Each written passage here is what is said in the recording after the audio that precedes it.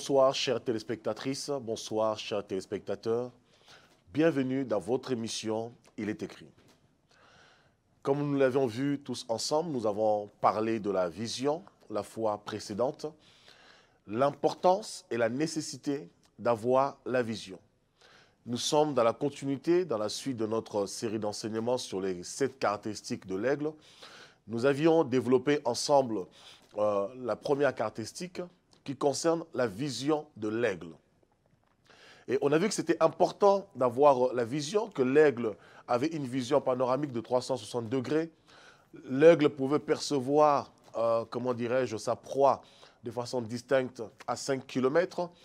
Et de surcroît, l'aigle, en fait, au niveau de son acuité visuelle, il a une vision 7 fois plus développée que l'homme.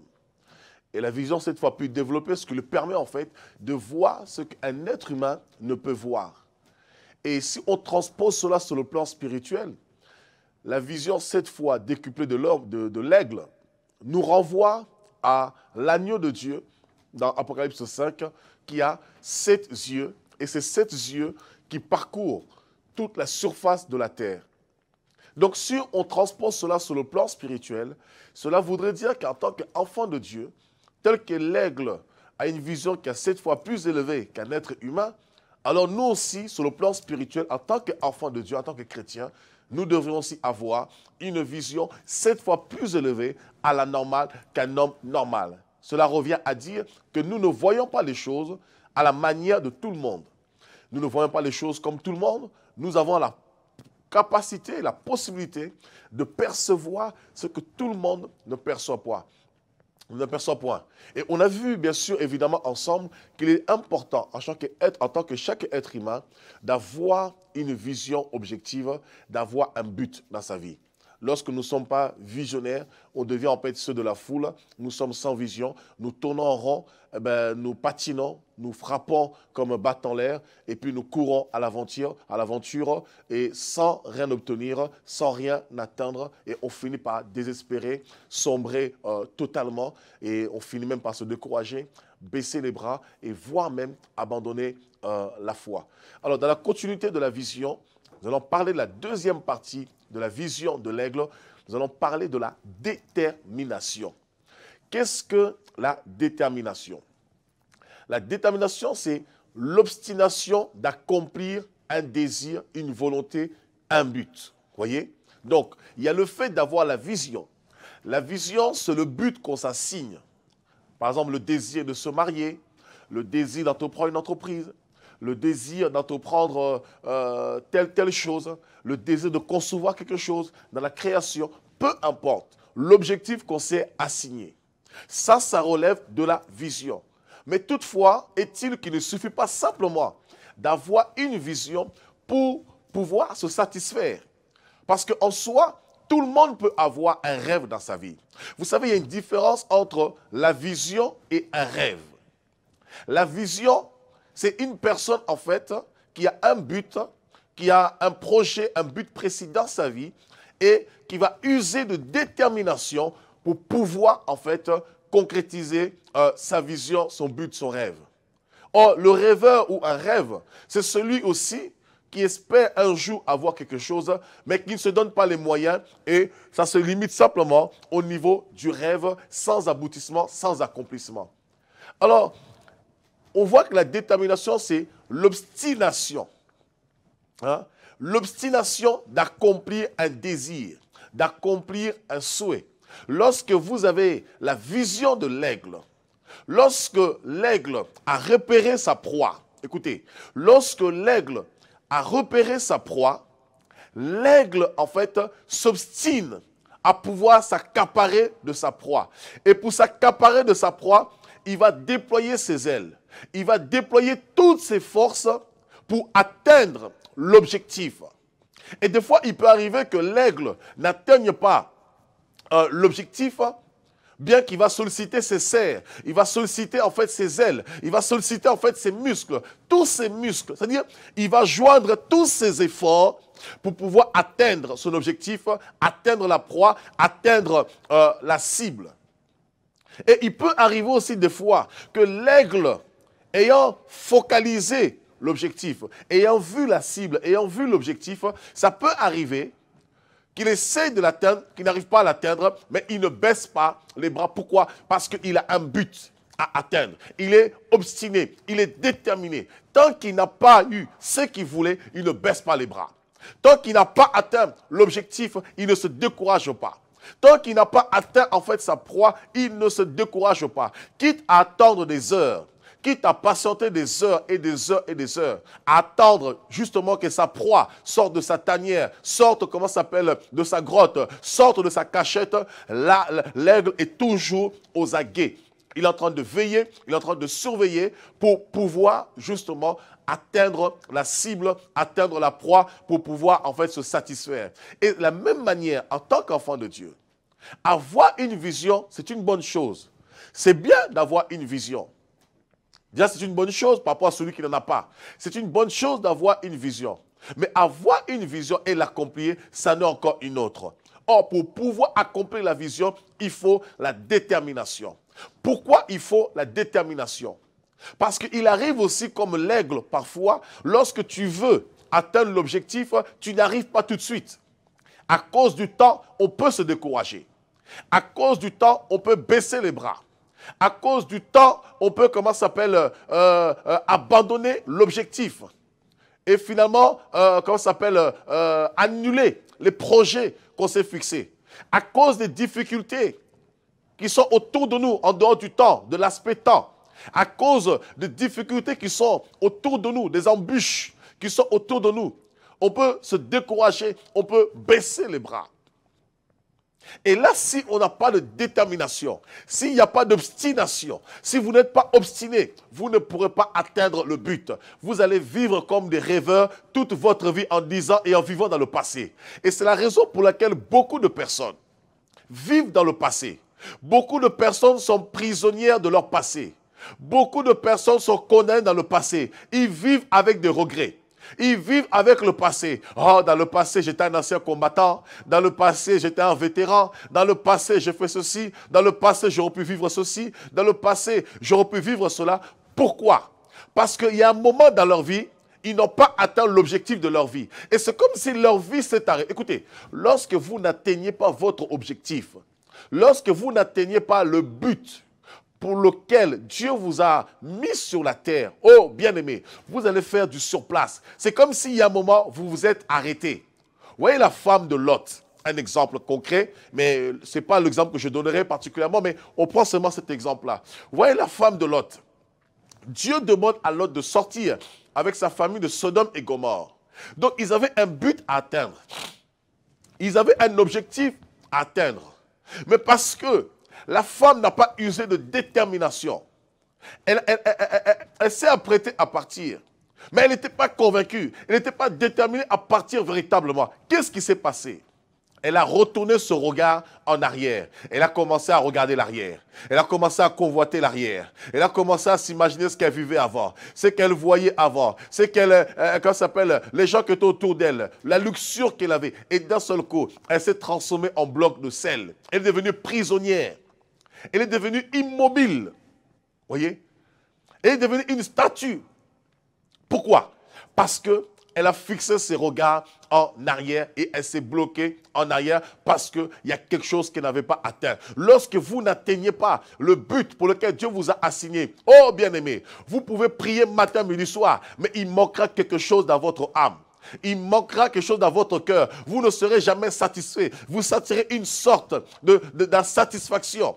Vous sentirez un manque de paix, un manque de jouissance. Mais pourtant, vous priez. Tout le matin, vous allez à l'église. Vous occupez tous les postes à l'église. Ce n'est pas les postes qui pourront vous satisfaire. La seule chose qui pourra vous satisfaire, c'est la destinée de Dieu pour votre vie. Le but et le plan de Dieu pour votre vie. Dieu a dit, je connais les projets que j'ai formés sur toi, projets de paix et non de malheur. Donc, le mot projet veut dire but.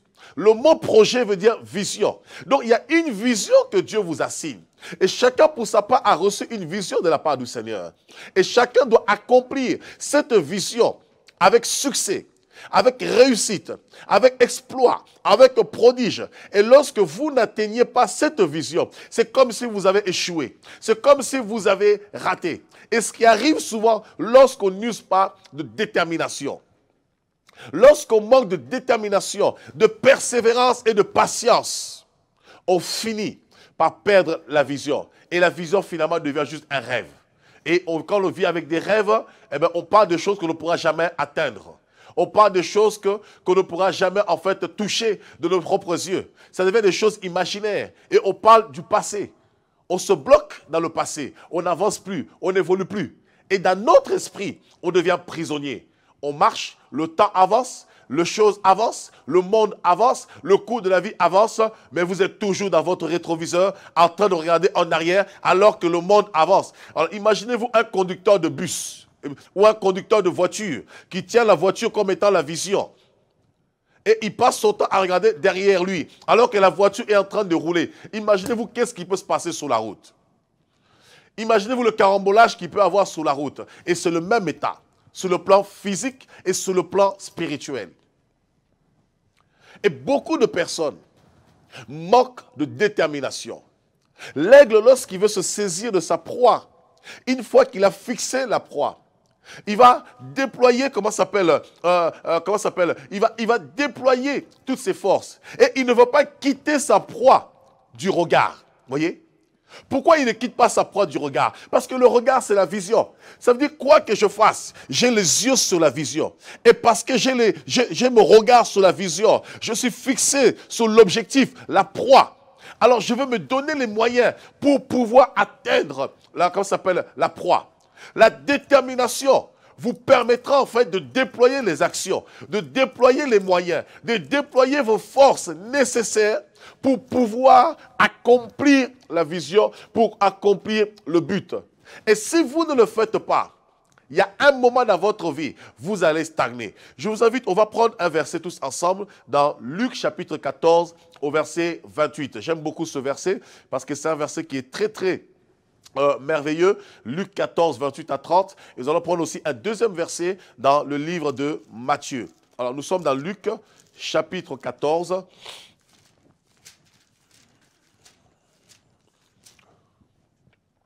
Verset 28. Car lequel de vous, s'il veut bâtir une tour, ne s'assied d'abord pour calculer la dépense et voir s'il a de quoi la terminer.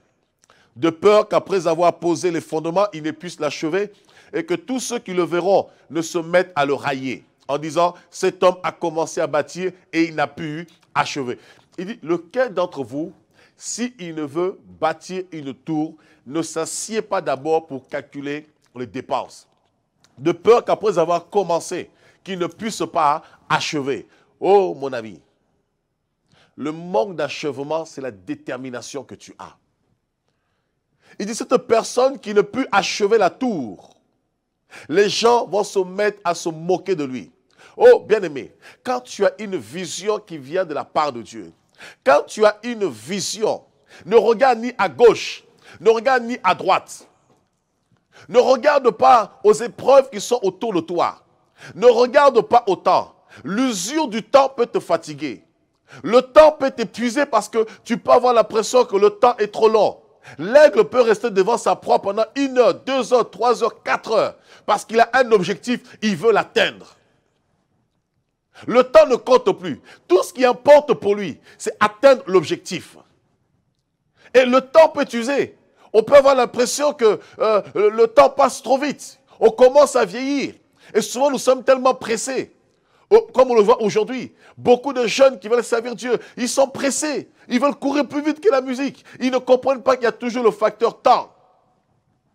Mais malgré le facteur temps, il faut user de détermination. Avoir le regard figé, le regard fixé sur la vision, afin d'atteindre l'objectif, afin de réaliser l'objectif que Dieu nous a assigné ou qu'on s'est assigné soi-même.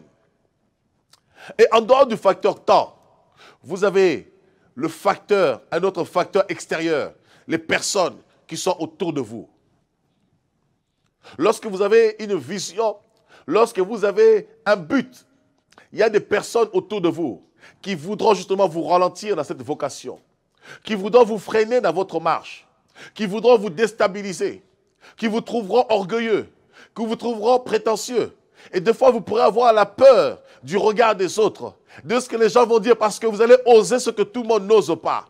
Vous allez faire ce que tout le monde ne fait pas. Et à cause des paramètres qui sont autour de vous, des gens qui sont autour de vous, vous pouvez petit à petit commencer à baisser les bras parce que vous commencez à regarder aux personnes.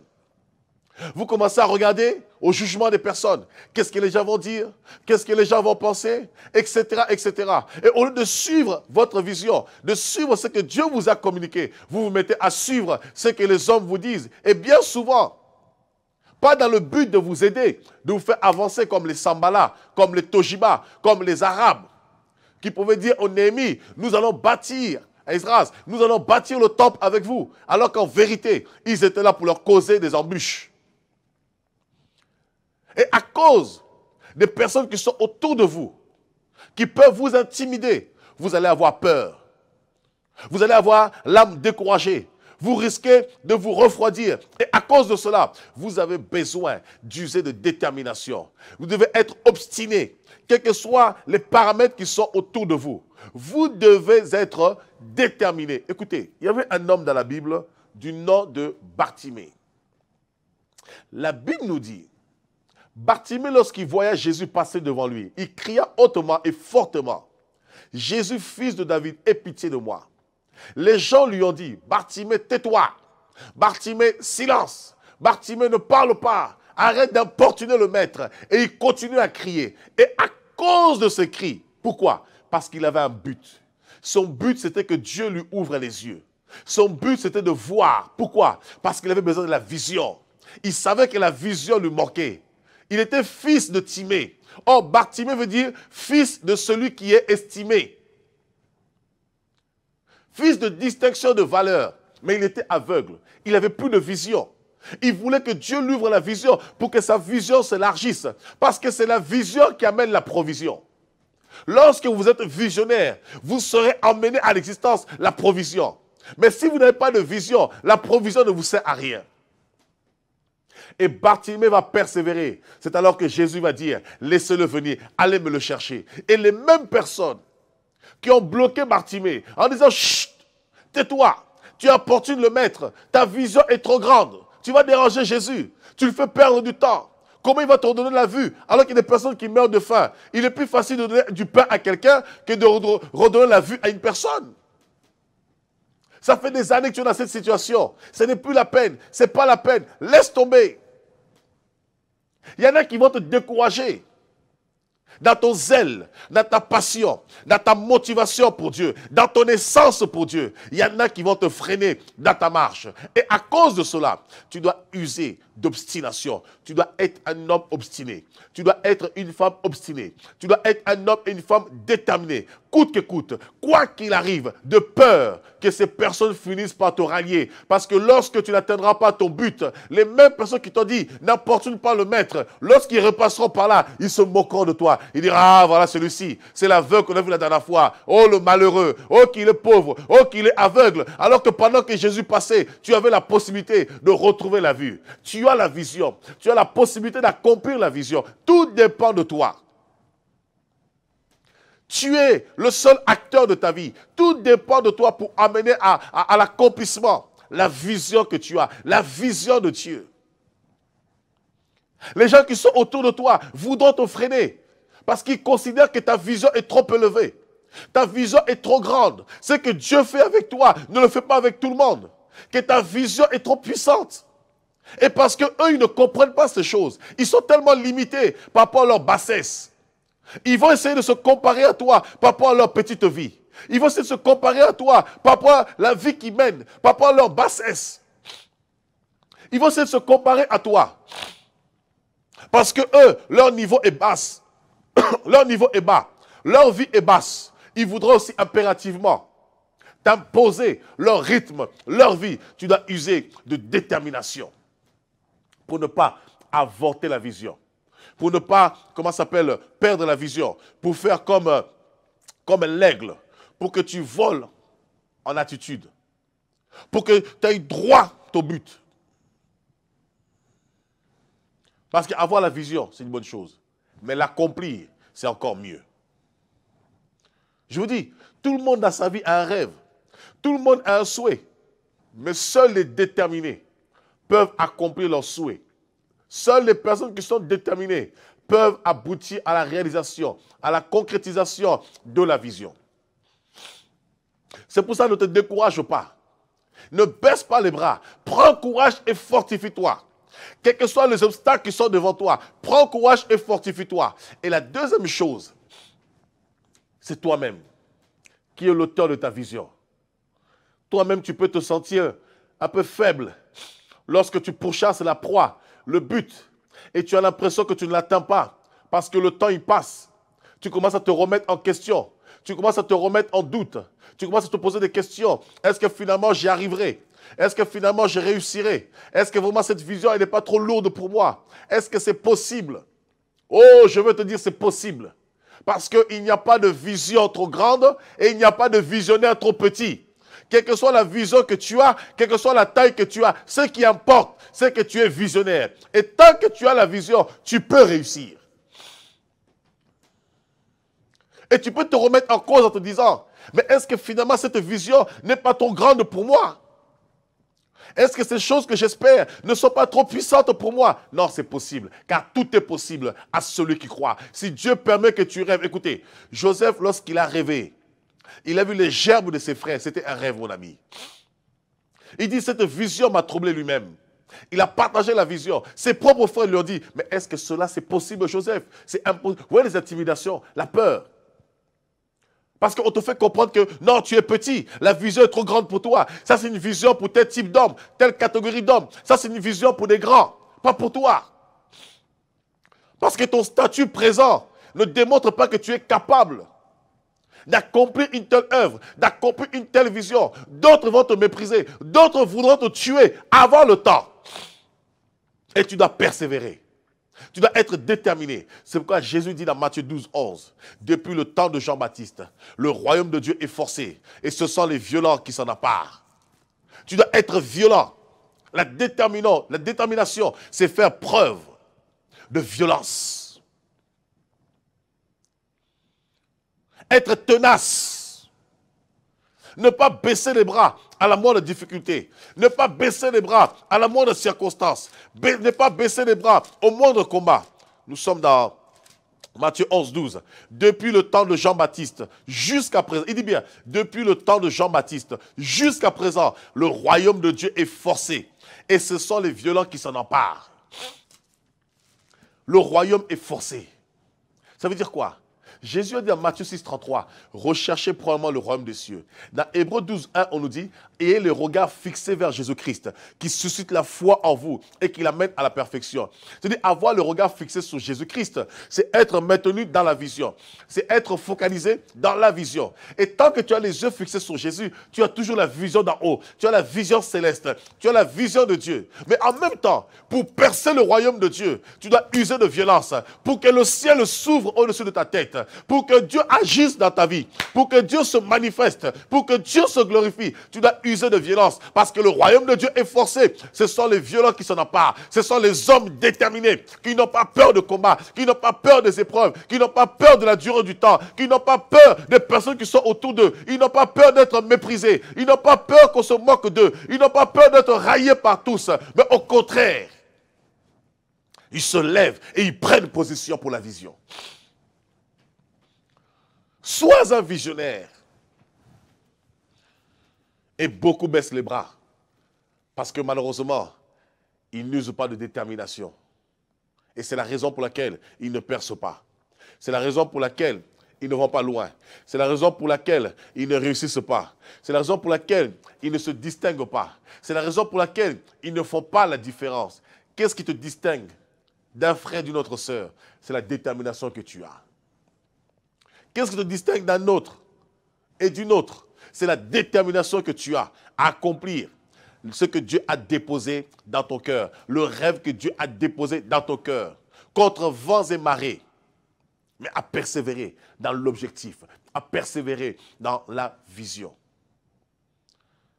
Le royaume de Dieu est forcé. Ce sont les violents qui s'en emparent. Tu dois t'emparer du royaume. Tu dois t'emparer de la vision. Tu dois t'emparer en fait de l'objectif. Tu dois le concrétiser. Et pour cela, tu as besoin de la persévérance. Pour faire face aux doutes. Il y a un moment, les doutes ou le doute ou les doutes peuvent t'envahir. Et tu te poses des questions. Est-ce que finalement j'y arriverai? Est-ce que finalement je réussirai? Est-ce que finalement c'est possible?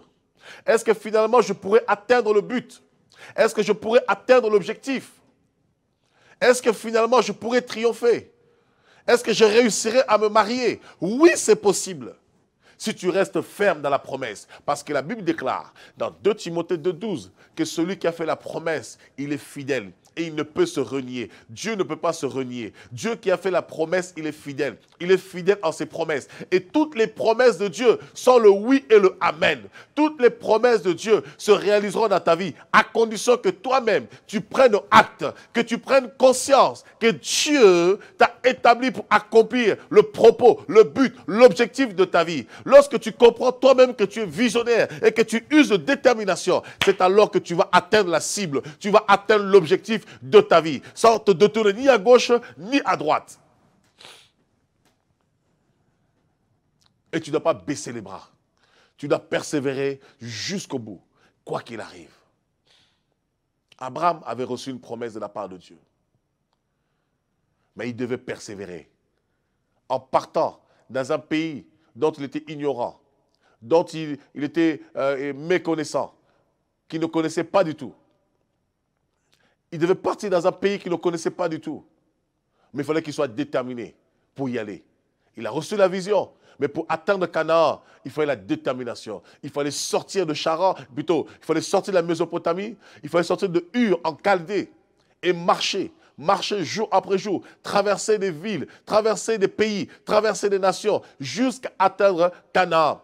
Et pendant ce pèlerinage, ce fut un périple où il a dû rencontrer des difficultés, des combats, des incompréhensions, des épreuves. Mais aujourd'hui, c'est un pays qui abrite toute une nation, tout un peuple, à cause d'un seul homme qui a usé de détermination. Oh, la vision que tu as, à travers ta détermination, tu atteindras le but, la vision. Mais cette vision, non seulement elle sera bénéfique pour toi, mais elle sera aussi bénéfique pour des milliers de personnes. Elle sera bénéfique pour des centaines de personnes. Elle sera bénéfique pour ta nation, pour ta famille. Elle sera bénéfique pour les nations. Aujourd'hui, tu ne le vois peut-être pas. Mais lorsque tu atteindras l'objectif, tu atteindras la cible, c'est alors que tu réaliseras en fait l'importance. C'est alors que tu réaliseras en fait la grandeur de la vision, la puissance, l'impact de la vision. Parce que tu n'auras pas baissé les bras. On va lire un passage dans le livre des Hébreux, juste avant de finir.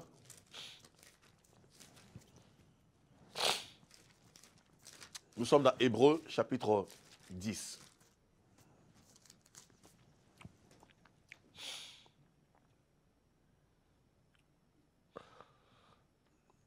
Verset 35.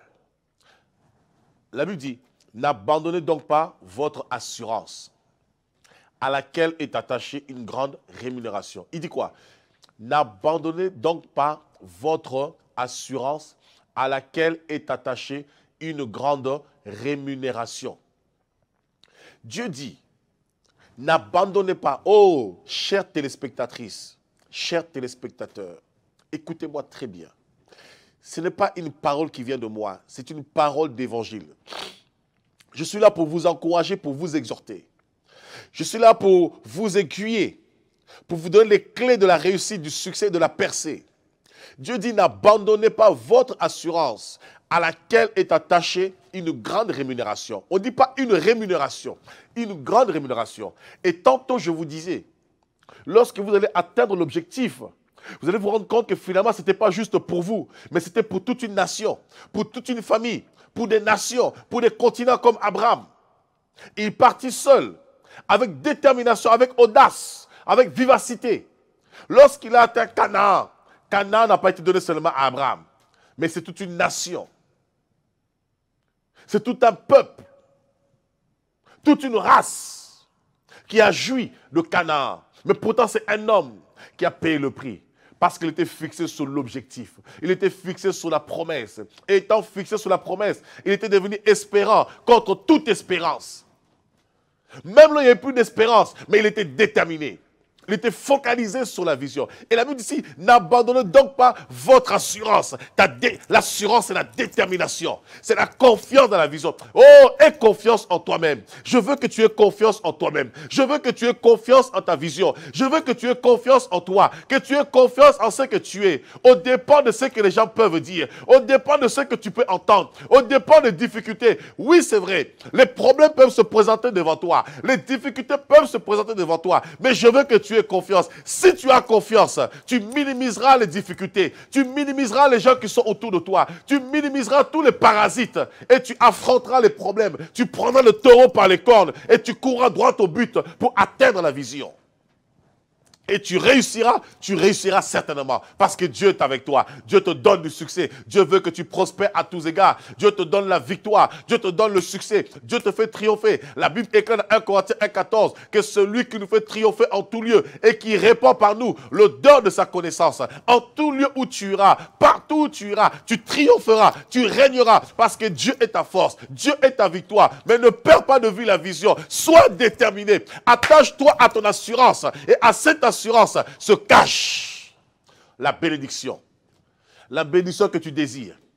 La vie que tu désires. La santé que tu désires. Le mariage que tu désires. Tout ce que tu désires se cache dans cette assurance. Je dis, n'abandonnez pas. Lorsque tu abandonnes cette détermination, tu abandonnes aussi ta rémunération. Mais pas seulement ta rémunération, la grande rémunération. Parce que la rémunération, elle est très grande. Reste à estimer la valeur. Elle est très grande. Si elle est très grande, ça va au-delà de la rémunération normale. C'est-à-dire, la récompense, les bénéfices sont énormes. Ça veut dire que le jeu, lorsque la Bible dit n'abandonnez pas votre assurance, à laquelle s'attache une grande rémunération, c'est-à-dire que le jeu en vaut la chandelle. Ça mérite de persévérer. Ça mérite d'être déterminé. Oh, dans ta marche de foi. Oh, frère, toi qui m'écoutes, ma soeur. Dans ta marche de foi, ne baisse pas les bras. Même s'il y a des moments d'intempérie, même s'il y a des moments difficiles, même s'il y a des moments compliqués, des moments de faiblesse, des moments d'incompréhension, des moments de doute, de remise en question. Oh, ne baisse pas les bras. Fixe ton regard sur la vision. Parce que lorsque tu atteindras la vision, oh, tu oublieras ce temps d'incompréhension, ce temps d'accalmie. Tu oublieras ce temps de soucis, ce temps de doute. Lorsque tu accompliras la vision, la rémunération sera tellement grande que tu vas savourer avec joie. Comme une femme enceinte, lorsqu'elle a accouché, elle oublie les douleurs de l'enfantement, elle oublie ses soucis, elle oublie ses problèmes. Elle savoure l'enfantement, elle savoure le nouveau-né. Oh, je dis à quelqu'un, tu vas savourer ta bénédiction, tu vas savourer ta promesse, tu vas savourer l'objectif, tu vas savourer ta vie, tu vas savourer, oh, là où tu arriveras, tu vas savourer ton bonheur, tu vas savourer ton succès, parce que derrière toutes ces choses, il y a une grande rémunération qui t'attend. Oh oui, pour l'instant tu ne vois pas, parce que tu ne vois pas encore le résultat final. C'est pourquoi tu peux douter, tu peux te poser des questions. Non, ne doute pas. Force dans ta vision, force dans ta vision, force dans tes idéaux. Force et le regard fixé sur la vision. Use de détermination. Prends courage. Puise tes forces au plus profond de toi-même. Mets ton espérance en Dieu et tu réussiras. Tu agiras, tu réussiras, tu accompliras l'objectif de ta vie. Il dit n'abandonnez donc pas. C'est-à-dire quoi? Ne pas se détourner de l'objectif. Restez sur le but. Même si c'est difficile, ce n'est pas évident, je reste. Je garde le cap. Quelque chose que j'entends des personnes qui sont autour de moi, je garde le cap. Parce que je sais où je vais. Quelqu'un dit, lorsque Paul allait à Jérusalem, la Bible nous déclare qu'un prophète Agabus va prophétiser concernant l'homme à qui appartenait la ceinture. Il y avait les filles de Philippe qui prophétisaient. Et la Bible nous dit, les gens diront, l'homme à qui appartient cette ceinture sera lié à Jérusalem. Et la ceinture appartenait à Paul. Et Paul dira, si c'est la volonté de Dieu que je meure à Jérusalem, moi j'irai à Jérusalem. Le plus important, c'est que la volonté de Dieu soit accomplie, la vision de Dieu soit accomplie. Et c'est le même Paul qui a déclaré, j'ai combattu le bon combat, j'ai gardé la foi, la couronne de vie m'est réservée. Mais des fois, ce n'était pas facile. Il fallait qu'il entende des choses difficiles, qui ne sont pas agréables à l'oreille. qui sont insensibles, qui démangent l'oreille, qui grattent l'oreille. Mais il pouvait supporter parce qu'il savait en qui il avait cru, en qui il avait mis son espérance, en qui il était attaché. Il connaissait celui qui l'avait sauvé. Et on nous dit ici, car vous avez besoin de persévérance. Après avoir accompli la volonté de Dieu, vous obteniez ce qui vous est promis. Voilà. Car vous avez besoin de persévérance, afin qu'en ayant accompli la volonté de Dieu, vous obteniez ce qui vous est promis. Mes amis, vous avez besoin de persévérance. Je m'adresse à vous qui me suivez ici. Vous avez besoin de persévérance. Que la main de Dieu, la grâce de Dieu, la grâce divine vienne se poser sur vos vies. Que la puissance de Dieu agisse en vous. À l'instant, vous tous qui me regardez, vous tous qui me suivez à cet instant, que le Seigneur vous donne la persévérance. Que le Seigneur fortifie vos mains languissantes. Que le Seigneur vous restaure. Vous tous qui avez de troubles, qui avez de doutes, qui avez des interrogations, qui vous remettez en cause, que le Seigneur renouvelle vos forces, qui renouvelle la vision qu'il a déposée en vous et qui vous donne la force nécessaire d'accomplir la raison et le but pour lequel il vous a mis sur terre, afin de marquer votre génération comme l'aigle, que vous puissiez vous saisir de votre proie et vous réjouir au nom puissant de Jésus-Christ. Soyez grandement bénis. Persévérez dans la foi, soyez déterminés et accomplissez la vision comme l'aigle au nom puissant de Jésus-Christ. Et je vous invite pour une prochaine, il est écrit.